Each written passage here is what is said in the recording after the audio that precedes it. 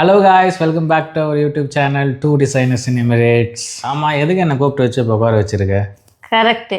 இப்போ கேட்ட பார்த்தா ஒரு கேள்வி, இதே மாதிரி நம்ம ஆடியன்ஸ்க்கும் நிறைய கொஸ்டின்ஸ் இருக்கலாம். அது அவங்க கேட்கறதுக்கு முன்னாடி நாமளே ஒருத்தருக்கு ஒருத்தர் கேட்டுக்கிட்டு நம்மளை பற்றி ஆடியன்ஸ் இன்னும் பெட்டராக தெரிஞ்சுக்கிறதுக்காக தான் இந்த வீடியோ. நம்ம போட்ட ஃபஸ்ட்டு வீடியோ வந்து நம்ம சேனலோட இன்ட்ரோ, இந்த வீடியோ வந்துட்டு நம்மளோட intro. Yes. So basically this is 10 things that you should know about us.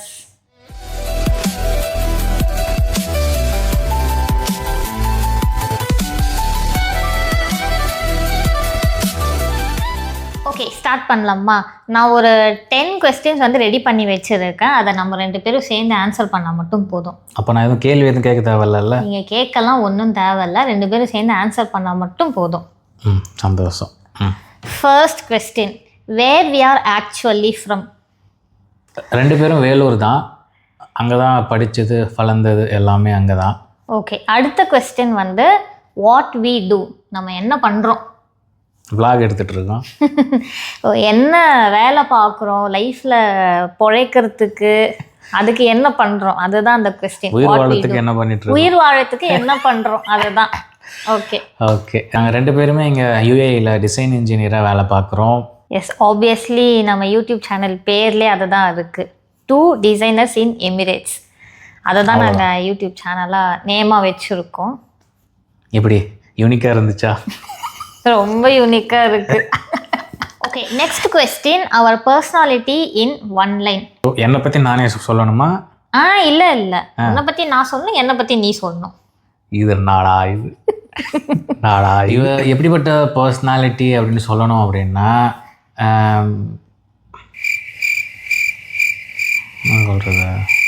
சொல்கிறதுக்கு ஒன்றும் இல்லை அப்படின்னு சொல்லிட முடியாது, இல்லைன்னா சோறு கிடைக்காது.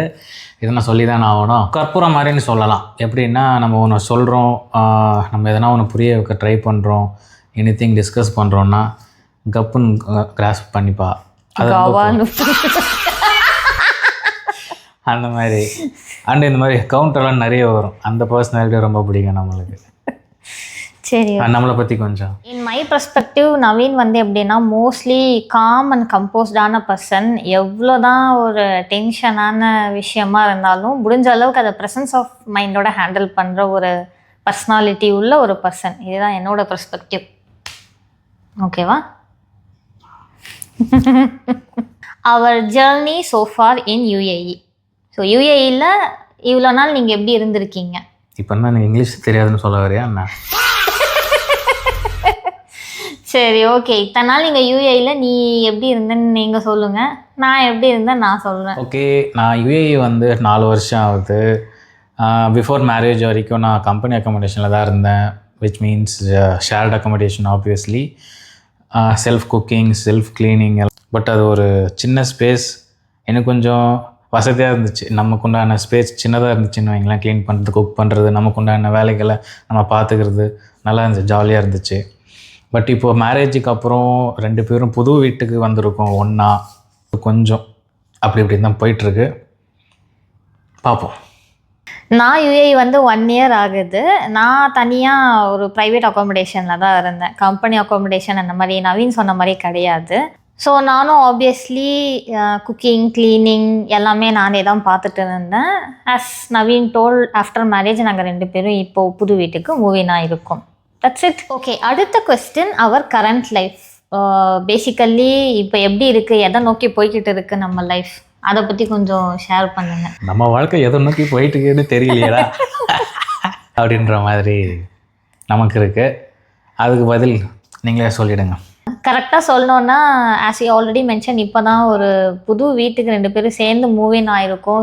We are basically setting up our home, everything from ஸ்க்ராட்ச்னு சொல்லலாம். Figuring out our schedule every டே.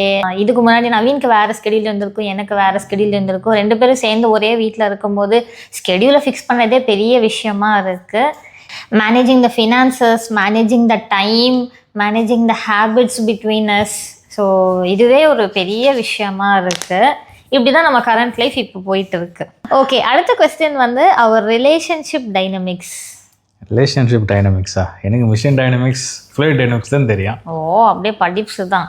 நான் எப்படி மீன் பண்ணுறேன்னா ஆஸ் அ பர்சன்னாக உங்களுக்கு தனியாக கேரக்டரிஸ்டிக்ஸ் இருக்கும், எனக்கு தனியாக கேரக்டரிஸ்டிக்ஸ் இருக்கும்.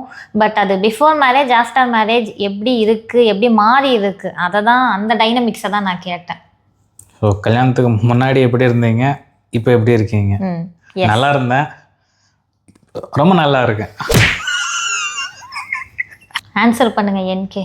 ஸோ பேசிக்கலி சொல்லணும்னா கல்யாணத்துக்கு முன்னாடி வந்து நான் நம்ம பாட்டிக்கு நம்ம இஷ்டம் போல் இருப்போம், நம்ம பாட்டுக்கு ஜாலியாக இருப்போம், என்ன வேணால் பண்ணிக்கலாம். பட் இப்போ கல்யாணத்துக்கு அப்புறம் நமக்கு உண்டான ஒரு பார்ட்னர் இன் க்ரைம் அந்த மாதிரி ஒரு ஆள் வந்ததுக்கப்புறம் வந்து we need to consider her in every parts of our life wherever and whenever we need, இல்லையா? அது மட்டும்தாங்க, வேறு ஒன்றும் கிடையாது. அடுத்து நீங்கள் சொல்லுங்கள், உங்களுக்கு எப்படி இருக்குது கல்யாணத்துக்கு அப்புறம் டைனமிக்ஸ்? அப்போ இந்த திருமண வாழ்க்கை உனக்கெல்லாம் கல்யாணம் நடந்தது பெரிய விஷயம்டா. நான் வந்து பிஃபோர் மேரேஜ் எதுவாக இருந்தாலும் நானே செல்ஃபாக பண்ணிப்பேன். எங்கே போகிறது வர்றது எந்த வேலை செய்கிறதா இருந்தாலும் நானே பண்ணிப்பேன். இப்போல்லாம் நான் தான் பண்ணிகிட்ருக்கேன். இப்போ வந்து பார்ட்னர்னு ஒரு ஆள் வந்ததுனால வேலை எல்லாம் கம்மி ஆயிடுச்சு. கொஞ்சம் அவங்களே பார்த்துக்கிறதுனால பேசிக்கலி பேம்பர்ட் ஆகிட்டேன், அவ்வளோதான். And one more point, same Naveen சொன்ன மாதிரி தான். இதுக்கு முன்னாடி எதனாலும் நம்மளே நம்ம இஷ்டத்துக்கு பண்ணிடலாம், எல்லாமே செல்ஃப் டிசிஷனாக இருந்துச்சு. இப்போ பார்ட்னர்னு ஒரு ஆள் வந்ததுக்கப்புறம் எல்லாமே அவங்கள கேட்டு கேட்டு பண்ணுறது கொஞ்சம் பெட்டராக இருக்குது. 2 பேரும் ஒன்றா சேர்ந்து பண்ணுறது வந்து கொஞ்சம் பெட்டராக இருக்குது, அவ்வளோதான். அதெல்லாம் ஒன்றும் இல்லை, எல்லா வேலையும் பண்ணிவிட்டு எல்லா படியும் ஏமால தூக்கி போடுறது தான் பிளானு. பண்ணுறதெல்லாம் பக்கமான வேலை. அப்புறம் யாருன்னா கேட்டாங்கன்னா நான் சொல்லிட்டேனே, நவீன்கிட்ட எப்பயோ நான் சொல்லிட்டேனே, நவீன்கிட்ட கேட்டு தான் நான் பண்ணேன் அப்படியே மாட்டி விட்டுடுவேன். இப்படிக்கு நவீன் அவ்வளோதான், வேற ஒன்றும் கிடையாது. அதுக்கு இவ்வளோ விட்டு this is call partner in கிரைம்ல. ஓ, தெரியாமல் அந்த வார்த்தையை சொல்லிட்டேன். சரி, ஓகே, அடுத்து வாங்க. அடுத்து என்னது? எத்தனை வாட்டி இப்படி இப்படி பண்ணுவேன் உனக்கு என்ன? இப்போதான் முக்கியமான கேள்வி, ஆள் மாட்டிப்பாரு. இது வரைக்கும் மாட்டினது பத்தாது. Okay, 2 likes and dislike about us. அதாவது நீ என்னை பற்றி சொல்லணும், லைக்ஸ் அண்ட் டிஸ்லைக்ஸ். நான் உன்னை பற்றி சொல்ல போகிறேன். ஃபஸ்ட்டு நீ சொல்லு, நான் சொல்லட்டேன். Ladies first. ஃபஸ்ட்டு லைக்ஸ் சொல்கிறேன். பிடிச்ச விஷயம் வந்து முதல்ல பிளானிங். எப்போ எங்கே எதனாலுமே வந்து ப்ரீ பிளான் பண்ணிட்டு எக்ஸிக்யூட் பண்ணுற விதம் வந்து எனக்கு பிடிக்கும் நவீன்கிட்ட. ஏன்னா நானுமே ஒரு பிளானிங் பர்சன் தான். ஸோ 2 பேருமே சேர்ந்து பிளான் பண்ணுற விஷயம் வந்து பிடிச்சதுக்கு கம்ஃபர்டபுளாக இருக்குது. நம்ம மட்டும் பிளான் பண்ண தேவையில்ல, பிளான் பண்ண இன்னொரு ஆள் வந்துட்டாங்க, அந்த மாதிரி. 2வது விஷயம் வந்து ஹெல்பிங் டெண்டன்சி. சிம்பிளாக உங்கள் எல்லாருக்கும் புரிகிற மாதிரி சொல்லணும்னா, 4வது தெருவில் 3வது வீட்டில் இருக்கிற 2வது மாடியில் இருக்கிற ஒரு அக்கா தம்பி அப்படின்னு ஒரு உதவிக்கு கேட்டால் கூட ஓடி போய் ஹெல்ப் செய்கிற ஒரு கேரக்டர் வந்து நவீன். இது வந்து டிஸ்லைக்லேயும் நான் சொல்லுவேன், கொஞ்சம் வேறு வெர்ஷனில். ஸோ யார் எந்த ஹெல்ப்புன்னு கேட்டாலும் பேசிக்கலி நவீன் போய் முதல் ஆளாக நிற்பார். அது வந்து எனக்கு ரொம்ப பிடிச்ச விஷயம். பிடிக்காத விஷயம் ஃபஸ்ட்டு வந்து டீஸ், அன்னாயிங் மீ. ஃபன் பண்ணுறன்ற பேரில் என்னை அனாய் பண்ணுறது வந்து ஆள் டாப் மோஸ்ட் பர்சன் வந்து நவீன் தான். இமிட்டேட் பண்ணுறேன், ஃபன் பண்ணுறேன், காமெடி பண்ணுறேன்ற பேரில் ரொம்ப டீஸ் பண்ணினே இருப்பாங்க. அது வந்து ஒரு டிஸ்லைக் தான். ஆமாங்க, அப்படிதாங்க பண்ணிகிட்டே இருப்பாங்க. 2வது விஷயம் பிடிக்காதது வந்து தனக்குன்னு எதுவுமே கேர் பண்ணுறதே கிடையாது, தனக்குன்னு எதுவுமே ப்ரையாரிட்டைஸ் பண்ணுறதே கிடையாது, தனக்கு தானே ஒரு இம்பார்ட்டன்ஸ் கொடுத்துக்கிறதே கிடையாது. பேசிக்கலி எல்லாத்துலேயுமே வந்து தன்னைத்தானே கன்சிடர் பண்ணிக்கிறதே கிடையாது நவீன். அது வந்து எனக்கு பிடிக்காத விஷயம். நான் நிறைய சொல்லிட்டேன், இதை கொஞ்சம் மாற்றிக்கோ, உன்னையும் ஒரு விஷயத்தில் உன்னை நீ ப்ரையாரிட்டைஸ் பண்ணிக்கணும் அப்படின்னு நான் சொல்லியிருக்கேன். இப்போ வரைக்கும் எனக்கு அது வந்து ஒரு பிடிக்காத விஷயம். ஆம்பளை மாமா ஆம்பளையாக பிறந்துட்டாங்க, என்ன பண்ணுறது?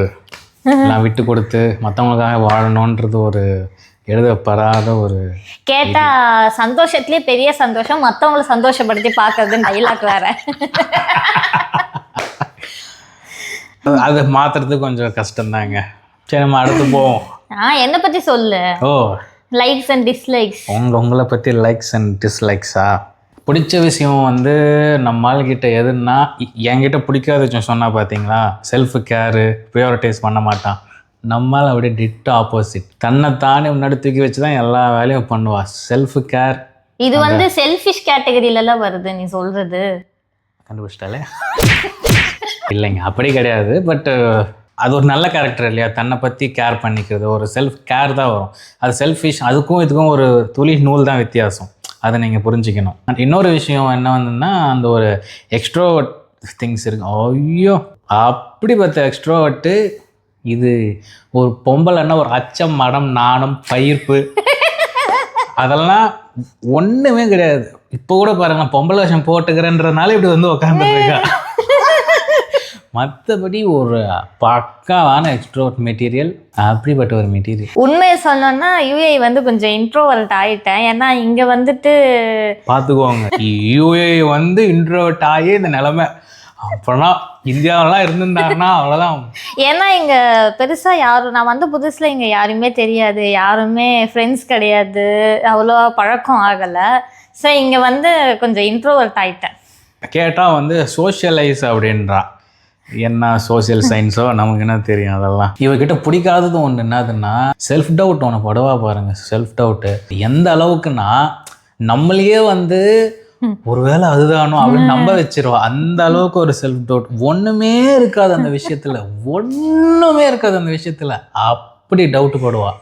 மண்டே பிச்சுக்கலாம் போல இருக்கும். ஒரு சின்ன குழந்தைய கிட்ட கூட போயிட்டு நம்ம சொல்லி புரிய வச்சிடலாம், எதனா ஒன்று பண்ணிடலாம். நானும் சின்ன குழந்தை தான். இந்த மாதிரி தான் பேசி வாழைப்பழம் மாதிரி பேசுவான் மேடம். வாழைப்பழம் மாதிரி பேசுவான். ரெண்டாவது வந்து ஓவர் திங்கிங். அந்த ஓவர் திங்கிங் எந்த அளவுக்குன்னா, அந்த அளவுக்கு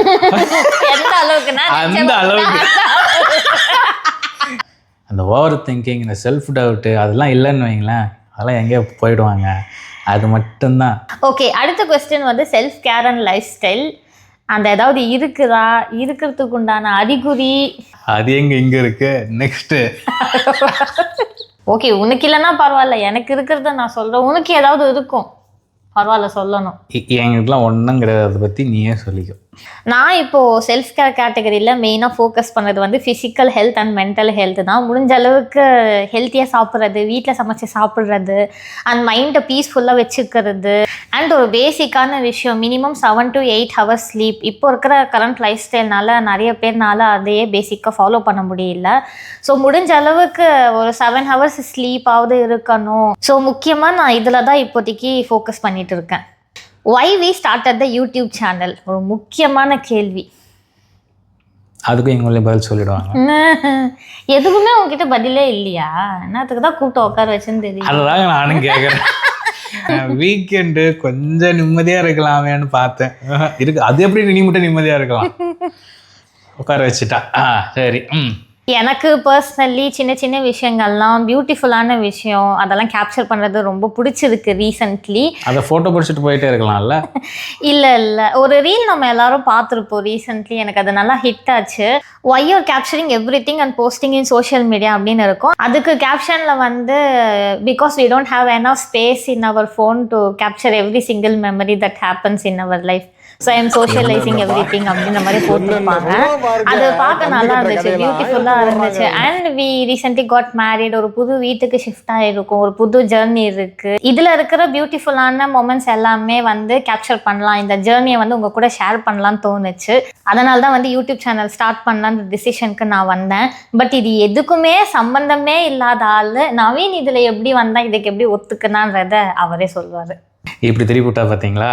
எனக்கு வந்து சொல்லணும்னா, ஒரு நல்ல விஷயம், ஒரு பாசிட்டிவ் திங்ஸ், ஒரு ஹாப்பினஸ் வந்து நமக்கு நடந்துச்சு அப்படின்னா அதை ஷேர் பண்ணுறது ரொம்ப பிடிக்கும். So sharing is the positivity and அந்த ஹாப்பினஸ் ரொம்ப பிடிச்சிருந்துச்சு. பவித்ராவும் வந்து ரேண்டம் திங்ஸ்லாம் நான் போஸ்ட் பண்ண மாட்டேன், ஸ்ட்ரக்சரை ஃபாலோ பண்ணி தான் நான் வந்து போவேன். ஒரு ப்ராப்பர் நீஷை வந்து நான் ஃபாலோ பண்ணுவேன் அப்படிலாம் வர சொல்லி பில்டப் விட்டா. ஸோ அது எனக்கு பிடிச்சிருந்துச்சு. ஆண்டு இவங்க முடிவு எடுத்துட்டாங்க, அவங்க சொல்கிறது எக்ஸிக்யூட் பண்ணுறது தான் நம்ம வேலை. So we are here. அடுத்தது ஒரு இன்ட்ரெஸ்டிங்கான segment, rapid fire. Rapid fire, okay. Coffee, mountain person. நமக்கு ரெண்டுமேங்க. Night person. Always night. Spice. இப்போ வரைக்கும் ரெண்டுமே. என்ன ஏதாவது ஒன்று சொல்லி தான் ஆகணும். அப்படிலாம் விட முடியாதுங்க. சரி, சூப்பரான கொஸ்டின் இது. சாம்சங். இப்போ எடுக்கிறதே அதில் தான். பிரியாணி தாங்க. ரொமான்டிக். கோஸ்ட். ரெண்டுமே. லாங் டிரைவ் தாங்க. ரெண்டுமே. Street food. ஓகே, லாஸ்ட் செக்மெண்ட்டும் முடிஞ்சிச்சு. கடையை சாத்திடலாமா? இல்லை ஒரு ஸ்பெஷல் செக்மெண்ட் இருக்குது. உனக்கு மட்டும் தனியாக சில கொஸ்டின்ஸ் ரெடி பண்ணி வச்சுருக்கேன். This is only for NK. இது டிப்பிக்கலான ஹைப்போதட்டிக்கல் கொஸ்டின்ஸ் தான், நிறைய சோஷியல் மீடியாவில் பார்த்துருப்பீங்க. அதை தான் இப்போ நம்ம கேட்க போகிறோம். First question, what if a rich girl proposes to you? I am already rich, I have you. ஓ, சத்தியமாக எக்ஸ்பெக்ட் பண்ணல. What if your celebrity crush ask you out on a date? I will ask her to join with my wife. Next question. If you can upgrade anything in your life, what it will be? A quality time with her. Oh. இப்போ பதில் சொல்கிறோம் பாப்போம். எவ்வளவோ பார்த்துட்டோம், இதை பார்க்க மாட்டோமா? RRRRE. ஆஹா, வச்சாடா ஆப்பு. சொல்லு ஏதாவது சொல்லி தானே ஆகணும். லக்கில் வச்சேன்னு நினைச்சியாதா? கடைசி கொஸ்டின்ல வச்சேன். சொல்லுங்க. நீங்க பாம்பேல என்ன பண்ணிட்டு இருந்தீங்க? போனாலும் சரி, 2 பேர் தான். We are at our end of our video. இந்த செஷனில் உங்களுக்கு எங்களை பற்றின ஃபேக்ட்ஸில் எந்த ஃபேக்ட் வந்து இன்ட்ரெஸ்டிங்காக இருந்துச்சு, சர்ப்ரைசிங்காக இருந்துச்சுன்றதை வந்து கமெண்ட்டில் ஷேர் பண்ணுங்கள். எல்லார் வீட்லேயும் இருக்கிற அதே மாதிரி தான் இருந்திருப்பாங்க. சர்ப்ரைஸ் அப்படியே எல்லார் வீட்லேயும் இப்படி தானே காய்ஸ் இருந்தீங்க. அப்புறம் என்ன? ஓகே காய்ஸ், இந்த வீடியோ உங்களை ஃபன் அண்ட் என்கேஜிங்காக வச்சுருக்கோம் நாங்கள் நம்புகிறோம். Keep exploring every day and we will see you soon. Bye. சரி, ஓகே. எதுக்கு என்ன கூப்பிட்டு வச்சு உட்கார வச்சிருக்க இப்போ? கரெக்டு. இப்போ கேட்ட பார்த்தியா ஒரு கேள்வி? ஆமாம், கரெக்டாக கேட்டுட்டேன். ஐயோ, கவால் வந்துருச்சு. பரவாயில்ல, போடு. விட்டு வச்சிருக்கேன். விட்டு வச்சா கூட பார்த்து எழுத தெரியல கைஸ். எக்ஸாமினரை பார்த்து பயப்பட. கவலைப்படாதீங்க, அதெல்லாம் கட் பண்ணிடுவேன்.